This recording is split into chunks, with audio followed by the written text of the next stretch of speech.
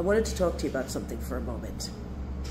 I'm going to take you back to when the lawfare, and it's still going on, but the lawfare was happening when they were trying to parade these issues out in the public with President Trump and women, and hush money payments, and accuses of assault.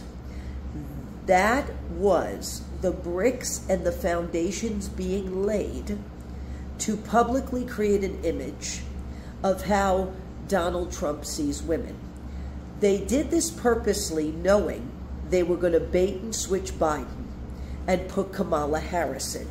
They laid the groundwork then to do this in order to set Trump up for a debate with Kamala Harris, so that narrative could have gasoline poured on it and sent into overdrive.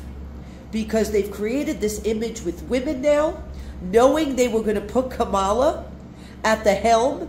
And now when he walks into that debate, it can be a snare for him instead of an acceleration. Because he cannot deal with Kamala the way he deals with Biden, the way he dealt with the other male candidates in the 2016 primaries. This is a very different animal that we are dealing with here. A very different animal. And the groundwork was laid purposely for this, to give an image to the public of Trump with women. So when he says things to Kamala, he shouldn't say, they're going to go, we'll see. He did it to this one, and he did it to this one, and this is exactly who he is. They are baiting you and setting you up here. This debate has to be an issues-driven debate, not name-calling, not I don't know if who's black or not. None of that matters. That goes out the window right now. This has to be an issues-driven debate. What do I mean by that? You have to attack the issue, attack the issue, attack the issue, attack the issue, not the person.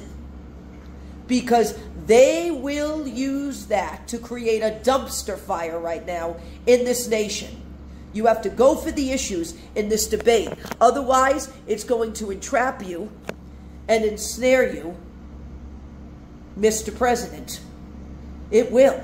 This is what it has been set up to do. This is why the foundation was laid in the courtrooms for this. This has to be issues-driven and be wise as a serpent and harmless as a dove, Mr. President. You know what that means? Deceive the deceiver.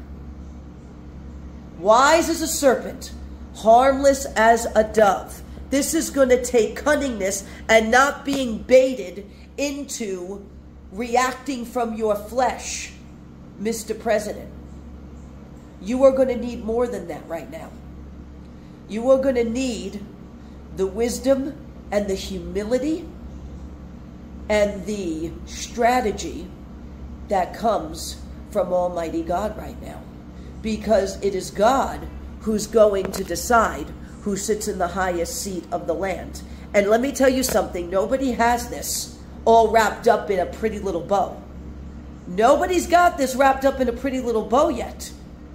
You know why? Because it takes the full submission to God and his strategy for that to happen. So this is just counsel right now. This is words of wisdom being put out right now. This needs to be taken like you are being baited into a snare. This is how it has to be taken right now. You're baited into a snare. Because that's exactly what they set up in those courtrooms, to put an image forth of you with women, Mr. President, and knowing they were going to switch out Kamala the whole time. So this is where it's going to take outmaneuvering them in the issues and the policies to circumvent that trap. God bless everyone. Pray about this. Keep the faith.